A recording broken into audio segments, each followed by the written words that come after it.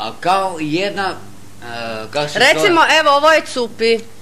I šta sad radite onda? Čekaj, kako je vi ližete?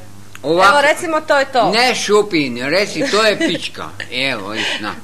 I onda ja da ima zdol, onda i pomalo ližem. I kako je ližete? To neću kad te kolač. Pa... Šta bi, da se ja skinem i da... Da vi, buš došla pa k meni. Srce.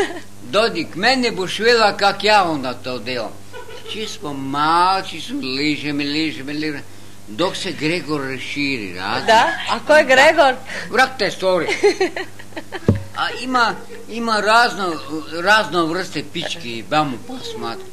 I onda moraš Gregor raširiš ovak i primiš Gregor za one dva sofeke, znaš? Da, a to je recimo sad je to Gregor i evo ga puko je. I tako to te Bog kaznenje.